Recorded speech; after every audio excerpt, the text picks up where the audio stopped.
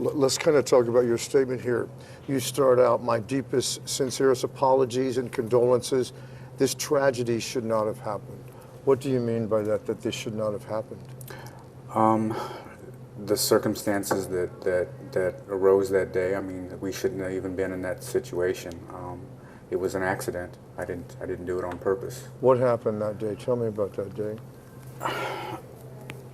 Well, it's still on appeal, Mr. Wallace. I really don't want to, I mean, I don't want to get into too much with it. I mean, I think I covered most of it in the statement. But okay, at that time, did you know you were a wanted fugitive that day? This is where it gets complicated, Mr. Wallace, and that's why I don't want to, I mean, I don't want to go into too much of it. I have passive knowledge in the law. I didn't want to represent myself. If you look at the record, I told the judge kept trying to ask me, so you want to waive effective assistance of counsel? I said, no, absolutely not. I don't want to waive effective assistance of counsel. I'm explaining to you, Your Honor, that I'm not receiving assistance pretty much at all. For 3 years, I asked for to see the evidence against me. The first 3 months, the attorney, Alan Isbell, visited me approximately 3 times for a total of maybe 30 minutes. Jimmy Ortiz visited me twice in 2019 and early 2020 for the same. One of those visits was simply to introduce me to a specialist. So until 2022, from 2019 for Mr. Isbell and early 2020 till 4 or 5 months before trial, these attorneys never came to visit me, Mr. Wallace. And when I asked the mitigation expert the investigators, hey, I want to see this, I want to see this, I want to see this. So are you saying you told Judge Morton you wanted an attorney? I told him that if he's forcing me to trial, he's forcing me to trial with the counsel that he's giving me, which isn't providing me assistance, which isn't allowing me to see the evidence, which hasn't visited me for 2 years. Do you regret it now? I mean, you were found guilty. You got the death penalty. Do you regret representing yourself? Do I regret it? Yes and no. I mean, again, I didn't want to represent myself, but forced with the decision of I felt I was being offered up as a sacrifice for his re-election. I mean, that's in there. That's in the statement. I mean, and just the things that were happening during the trial, you know, when I was throwing up blood, I happened to have a red cough drop. I had thrown up blood and showed the deputy. And I explained Could you have stopped at any time and said, hey, I changed my mind. I want an attorney. I can't do this on my own? I did ask for an attorney at the end. After we rested, I asked to reopen the evidence so that I could testify. Once I testified, then as soon as I was done, I said, you know, at this time I think I need an attorney. Not only to possibly identify any errors or present anything that I may have forgotten at the end, but more importantly how do you think representing yourself will affect the appeal process? It's going to affect it a lot. It's going to limit a lot of the things that I can challenge. So I mean, some people might say that doing that, representing yourself, was a way to get more appeals and drag the process on. I don't see how that would be possible. I mean, I simply wanted a fair trial, and you know. You told the jury you wanted to be sentenced to death. I said if they felt after hearing my side of the story, after hearing the evidence, if they felt that I committed capital murder, that I intended to kill this man, then yeah, I believe I deserve the death penalty. How did it happen, Robert? How did all this happen? I don't know. I wish I had an answer for you. I mean, there are people that say that you were a wanted fugitive at the time. You just walked up to him from behind and shot him in the head. If you look at the evidence, that's not I mean, that's what appears to have happened, but Then that's not what really happened. happened if that didn't happen? I mean, it's in the record. It's there, Mr. Wallace. How did you explain that in your trial? How did you explain how this happened to the jury? I explained that it was an accident when I was behind him. Yeah, I really don't want to get into that, Mr. Wallace. Do you have remorse? Do I feel guilty? Is that what you're saying? Well, Absolutely. A man's life was lost, of course. Right, yeah. I don't mean, not so much guilty, but just remorse. I mean, do you feel bad for Dhaliwal's family? That was one of the things, I mean, that's the first thing in my statement. I mean, that's, of course, a man lost his life.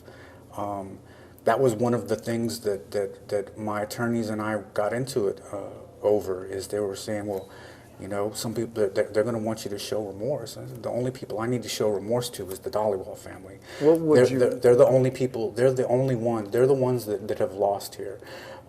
So, yes, I mean, a man lost his life, Mr. Wallace. Of course I feel remorse. I value human life. I mean, what would you say to his family? I said it right there. I'm sorry this shouldn't have happened. But the thing that's confusing, that I think would confuse most people, you want to say that it shouldn't have happened. Well, I mean, if you intentionally have a gun in your hand and you fire the gun into someone's head, I mean, you know that's what's going to happen. I don't understand the accident part of it. Because it wasn't intentional, Mr. Wallace. I didn't get out of that vehicle with the intent to shoot anybody in the head, shoot anybody at all. Well, what were your intentions at that moment? Again, it's in the record. I mean, I testified on there. I mean, well, I didn't cover the trial. Tell me what you testified to. What you said. Can you explain that? It's in the record, Mr. Wallace. I don't want to get into that. I'm not trying to. There are people that say that he had a turban on. Did that have anything to do with it? Did you? Absolutely not. Absolutely not. No, no. I don't understand why they would even think something like that. Yeah. Did you know you were a wanted fugitive at that time? Again, it's in the record. I mean, I testified to this stuff, so it's. And again, because you're right, it's in the record, and I'm just asking you now. Reiterate what you said. Reiterate how you explained that. Well, and like I said, like I explained to the information officer, Mr. Wallace, I didn't even want to have this interview. When he told me that you made the trip all the way up here just for me, that's the reason I'm taking the little bit of time I am to talk to you now. This isn't something that, I wanted to get, this isn't something that I wanted to discuss. This is, I have to focus on what's going on now. Sure. What made you change your mind, Robert? As far as what? Talking to us. Speaking with some other people, and then taking into consideration a lot of your broadcasts. You're not the friendliest individual to individuals that are accused of offenses or are here. I used to watch your Breaking Bond segment, etc. There's a lot of mention about the repeat offenders, but I never hear you talking anything about the rights of the citizens, and that's what the bond is about. The bond isn't something to be used to oppress people to keep them in jail. It's not a punishment. No, you're but right. I've never heard you mention that. But what do you think about that, Robert? I mean, should someone be allowed to? Sure, everyone has the right to get a bond, but then should someone be allowed to repeatedly get a bond if they pick up new criminal charges? Do you think that should happen? I believe that's covered in the statutes as well as the Constitution, is it not? When an individual, that's the whole purpose of when the bond is revoked, that the bond usually doubles. Right, but what I'm saying is when the bond, what we've been seeing over the last few years is someone's out on bond, right? And then they pick up another offense, another criminal charge. They get a bond for that. Then they pick up another criminal charge. Then they get a bond for that. The bond's not revoked. They're just allowed to continually be out of jail and picking up new criminal charges. What do you think about that? Do you think the system should work that way? I don't know how the system should work. What I do know is this, is that they're, even though they've picked up another charge, that they are still entitled to the presumption of innocence, whether they've done it or not, whether they have done it or not. When you have, when you've heard stories about police officers lying to get people convicted, and you think, yeah, that probably happens every now and then, you know, but when it happens to you, Did Mr. it Wallace, happen to you? I mean, you've got a pretty lengthy criminal history. Did it happen over and over again? no, it happened here.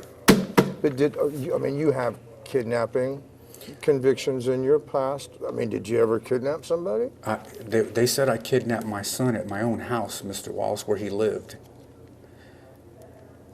Tell me about now. What's it like for you to be here? It's difficult to describe. It is. It's overwhelming. It's a lot to process. You know. Since I've been here, they've executed 2 people, and that, you know, it's a feeling of helplessness. You know, when the state is putting people on the chopping block like that. It's not. It's got to be scary when you see people that you know what happened to them, and you know that it's in your future. Well, I'm a God-fearing man, Mr. Wallace, and I was taught, the Bible taught me that because of Adam and Eve, we were all given the death sentence the day we were born. So the only thing that the state of Texas is doing is speeding that up. So, I mean, do I want it to happen? Absolutely not. Am I afraid for it to happen? I mean, I'm no more afraid than I would have been going through life waiting for death to, you know, someday come. When you think, I mean, do you think about it and kind of, you know, sort of visualize in your head or whatever what it's going to be like? Or when you think about it, where does your head go to when you think, well, I'm going to get the death sentence? Well, when I have thought about it, Mr. Wallace, what I thought about was what concoction they're going to have when it's my turn. They can't seem to get a lethal injection protocol that's consistent. So my biggest concern is the drowning effect that they say is going to probably happen, the asphyxiation, the difficulty in breathing, and the state of Texas is still allowing the citizens of Texas to believe that, hey, this is a humane way to kill somebody. There is no humane way to kill somebody, and I find it very hypocritical that the murder statute, which states that murder is when somebody intentionally and knowingly causes the death of another individual, yet we have a judge, 2 DAs, and a jury that are causing my death. I mean, what's the difference? A minute ago you said that you have a strong belief in God. Do you feel like God has forgiven you for this? I don't believe it. I can't answer that. You're asking me to speak for God. I can say this: Do I believe I deserve to be forgiven? No. It's not. It's not a matter of. I don't look at it as should I be forgiven. I look at it as a man has lost his life, and I can't change that. There's nothing that I can say or do to his family, to his kids, to his wife, that can bring him back. There's nothing I can do. I mean, and everyone expects me to. I don't have to show you remorse. I don't have to show my attorneys remorse. Have you forgiven yourself? No, absolutely not. Do you think you ever will? I don't know. That's not going to bring him back. I know, again, back to the remorse thing, at some point I have to stop feeling, if you will, remorse so that I can go to the next stage or the next battle, if you will. How do you, I mean, whenever anybody gets the death sentence. I mean, the appeal process is pretty lengthy. It can take a long time. I mean, what are you hoping for will happen during the appeal process? I don't know, Mr. Wallace. I don't know this time. I mean, I'm the newest addition to death row. It's a lot to process. It still hasn't fully processed with me yet. I know where I'm at. I've seen 2 people die. But the first week, as you read in there, I wasn't here for 14 hours, and they had to take me to the emergency room because I was throwing up blood and I was urinating black. How is your health? Are you in bad health? Do you have issues going on? I'm better now. I was severely dehydrated, and that's what I tried telling the judge when I asked for a continuance so I could get medical treatment, and he refused. What he said was, "Oh, you were eating a red piece of candy." No. Blood, when it comes up from the stomach, doesn't come up red. It looks like coffee grounds. And that's what came up. But his on the record, because he wanted to go and take a recess so he could go speak with another member of the news media. He made sure he got it on the record. No, you've been eating red candy and blah, blah, this and blah. How am I supposed to even... first of all, he wouldn't allow me access to the evidence. I couldn't even prepare a defense, Mr. Wallace. You kind of blame Judge Chris Morton for a lot of this, don't you? Do I blame him for what? Well, I mean, some of the things you were pointing out, I guess just for the way everything went down in court, do you blame Judge Morton for that? The only thing I blame Judge Morton for is for not doing his duty as a judge to ensure that I receive competent and effective assistance of counsel. But he that was his asked you, job. right? He said, "Do you want to represent yourself?" And you said yes. No, I told him no, I did not want to represent myself, but if he's forcing me to choose with the attorneys that have not given me the assistance that I've requested, I'm entitled to assistance, Mr. Wallace. Am I not? I'm entitled to assistance. Of course, yeah. Okay, so if I'm asking an attorney, okay, I would like to see the evidence, this evidence and this evidence and this evidence. Okay, I would like to see this statement, and they're not showing it to me. Am I receiving assistance of counsel? What was that like for you to, we all see, TV shows where, people are in court and all that. I mean, doing that, was it like you expected it to be, or was it a whole other thing? Or when you look back on it now, just representing yourself, how would you describe that? As far as what? Well, I mean, you're obviously an intelligent guy, but you're not an attorney, so, you're kind of going in there at a big disadvantage because you're not an attorney, right? Well, the disadvantage, I don't know. When you look back on history, Mr. Wallace, when they made the Sixth Amendment at that time, and when they were creating the Constitution, most people, when they went into the courtroom, represented themselves. So the only thing that's changed is the courts have created a system where their little group has made it more difficult for us to be able to speak on our behalf. But the Texas Constitution provides that I have the right to be heard by myself, by my attorney, or both. And the rules and the statutes that have been created by our lawmakers prevent that. If you look at our statutes, I can't even file a motion if I have an attorney. I can't even file a motion without their signature being on it. If you look at the record, which it should be on the record, when I tried to file a separate proceeding in order to get a bond hearing, I don't know if you realize this, I never had a proof evident hearing to deny me bond. Yeah. So when I filed a writ of habeas corpus, which is a separate proceeding from this proceeding, the clerk and the court coordinator refused to accept my filing.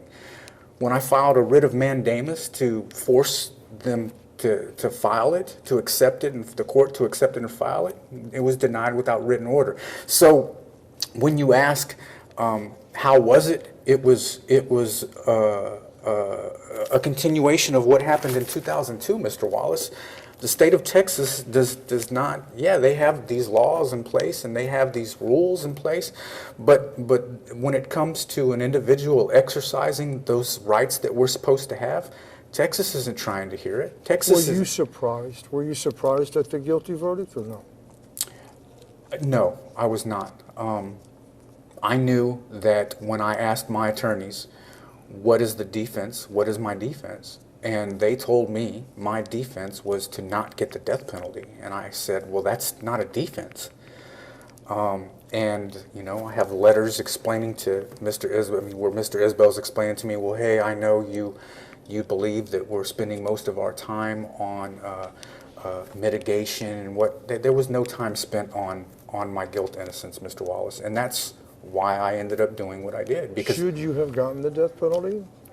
I can't, that's not for me to decide. That's for the citizens of Texas to decide. Do I believe I received a fair trial? No. You know, if I received a fair trial and I was able to present my case the way that a citizen, which I am a citizen, is supposed to be allowed to do, then I would have been fine with whatever verdict they handed down. How do you want people to remember you, or what do you want people to think when they hear your name? I mean, obviously it was a high-profile crime. It was a high-profile trial. People know who you are. What do you want people to think when they think of Robert Solis? Wow. That's a hard question. If anything, I would want them to think about their own rights, the situation that they're in, that the state of Texas can do this to people, not once but twice. They've done it to me twice now, and I think that's what I want. If I wanted them to remember anything, is what happened to me 2 times when I was in a courtroom, and I knew that much about my rights, but is more than most people. And they still did it to me, and with a smile. That's the scary part, is that these my adversaries did it with a smile, which is more heinous and devious than the accident that happened there, and that's scary. But again, Robert, it's just, I think it's hard to use the word accident in this scenario. It's not if I was able to present my case properly. If you Let me give you an example, Mr. Okay. Wallace. Let me give you an example. Okay. Okay. Murder is when somebody intentionally causes the death of another individual, right? Mm-hmm. Okay. So they wouldn't allow me access to the evidence. In the evidence, I've never held it, but until afterwards. But there was a data dump done on Mr. Covey's phone, and on that data dump were text messages on that day, several minutes after this happened, where he's saying, I can't believe that MFer tried to give you his gun. Well, when he pulled up, I had a gun on me, and I tried to give it to the passenger that was with me, and she refused to take it because she was on parole. But she got up there and she said, no, that didn't happen. But there's text messages where y'all are talking back and forth where he's saying that I tried to give it to you. So if I'm trying to give her my gun before this deputy even gets to my door, how can you sit there and say that that was my intent to get out of the vehicle and how did do the that? gun discharge?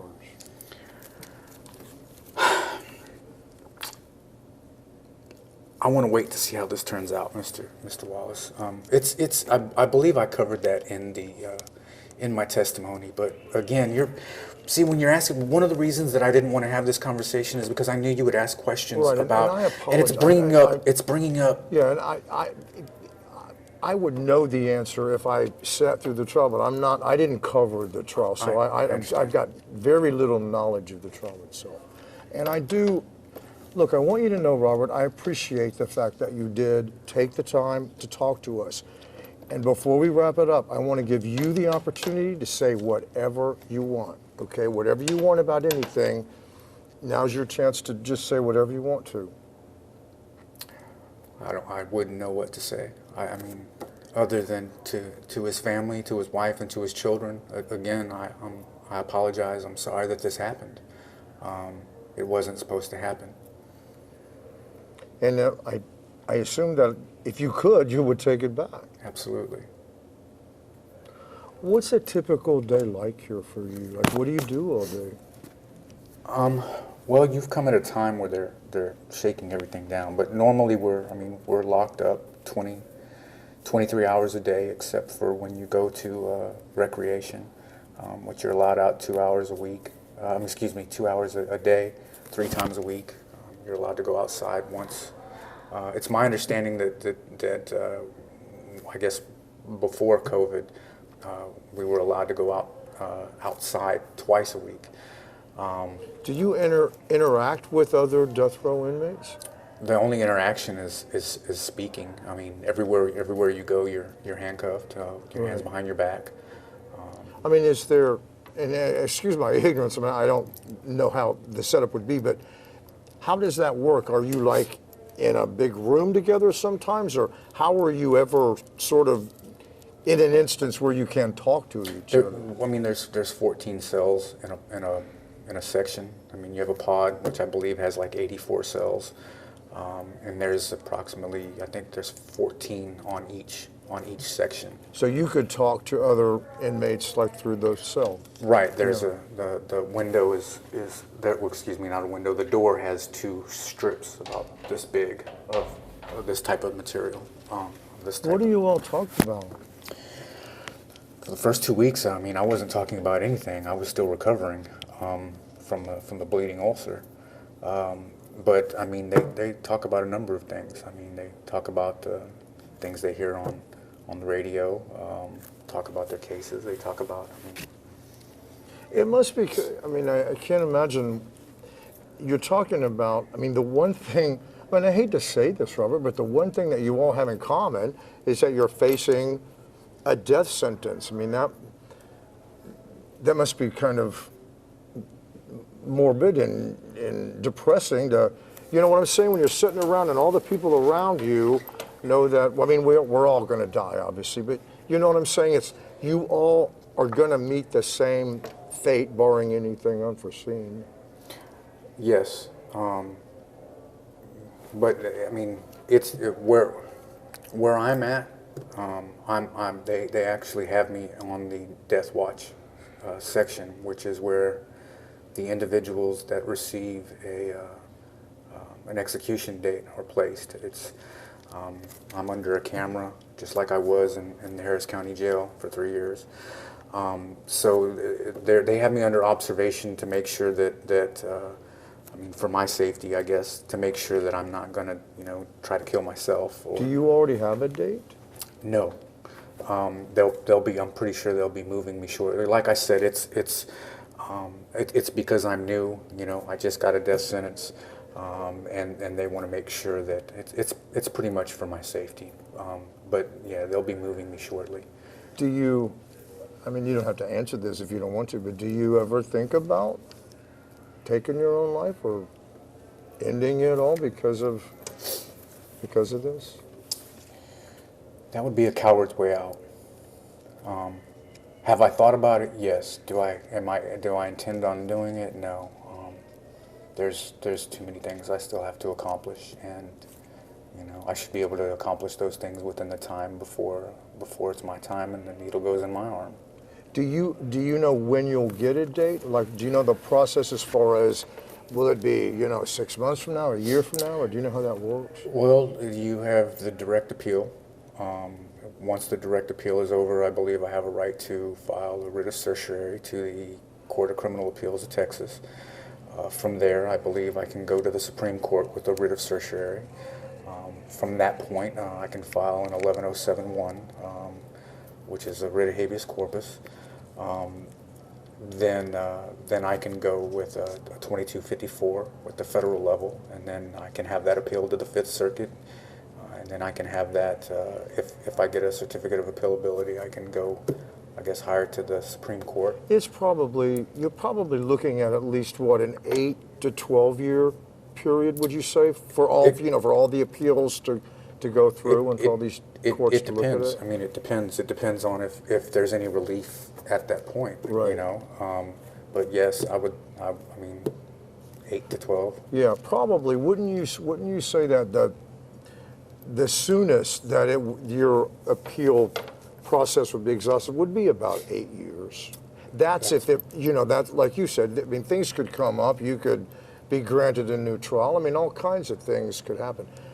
Let me ask you that. Would you want to see that happen? Would you want to be for an appellate court to say, maybe just based on the fact that you represented yourself or there was some sort of confusion about that, you get a new trial? Would you want another trial? Yes. Why? To have the opportunity for my case to be heard. The reason that I wouldn't want another trial, Mr. Wallace, is to put the family through that again. That is the only reason that I wouldn't.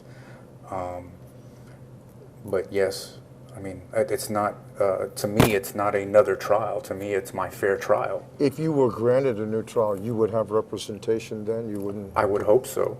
I would hope that they would be more receptive to me assisting in my defense. I mean, it's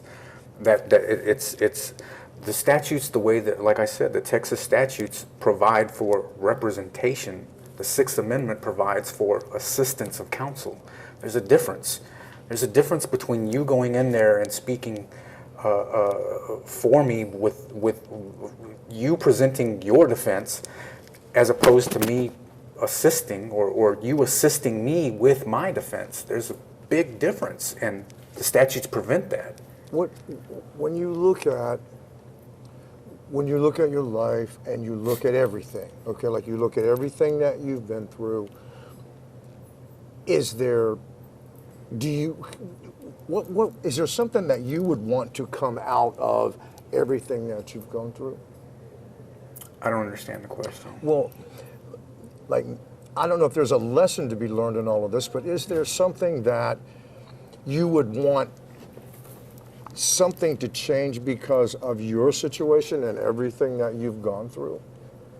Whether it be like, I mean, maybe some sort of change in the court system or the system itself, or Absolutely. what would you want to see changed? I would like to see Texas sit down and pick and pick statutes that are going to stay and not change them every other year. I mean, that's part of the confusion as well. I mean, you expect, they say the ignorance of the law is no excuse. Well, how is a citizen supposed to know what the law is when you're always changing it? You're always changing the rules and you're always changing the statutes, and, you know, a death penalty prisoner can get a life sentence and get parole after 40 years, and now they can't, and now it's life without parole. I mean, what's changed over the course of a few years? Your political career, that's what's changed, is you want to make it look like it's hard on crime. They're not taking into consideration that you're imposing the same result that you convicted me for. You mentioned breaking bond a few minutes ago. What do you think? I mean, is Harris County, is crime a problem in Harris County? Should people be concerned about it? Absolutely. Crime's a problem anywhere. I mean, I've always looked at it like this, Mr. Wallace. Regardless of your lifestyle, whether you're a criminal or whether you're a thug or whether you're an attorney or a judge or a school teacher, this life, I mean, if all men are truly created equal, I don't have to agree with the things that you do, but I have to respect them. And if you chose a life of crime, if these people that are breaking bond and doing these things chose a life of crime, hey, I don't agree with it, but that's their choice. And that's what the laws are supposed to be there for, is to protect the citizens, for the people that are law-abiding, and to protect their rights, because that individual still has that right to make that choice to go be a burglar or stealing catalytic converters. That's his choice, and that's his right.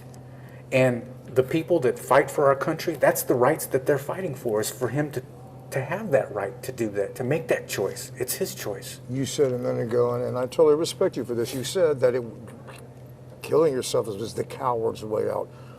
What keeps you going? What gets you up in the morning to face another day? What kind of keeps you hanging on?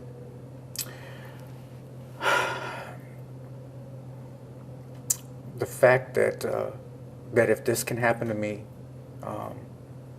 and I'm not saying, Mr. Wallace, that I'm guilty or not guilty. That's not what I'm saying. What I'm saying when I say this is that I don't believe I received a fair trial, and I believe I can demonstrate that. So knowing that I have an opportunity to correct that, and the courts, I have an opportunity to present my case so that the courts can correct that. I think that's what keeps me going. Is that I don't want to see this happen to anybody else. It shouldn't these types of things shouldn't happen to somebody. That's not what the system is. The system isn't, okay, you're in it and we're going to do whatever we want to you. That's not the way this is supposed to work. It's not, and it's tragic. It's tragic on many levels, because it could happen to you, Mr. Wallace. It could happen to your viewers. It could happen to your children when they grow up, and that's scary, and that scares me. That everything I've been taught through our school system with government and equal rights and the rights that supposedly are secured by our Constitution. Where?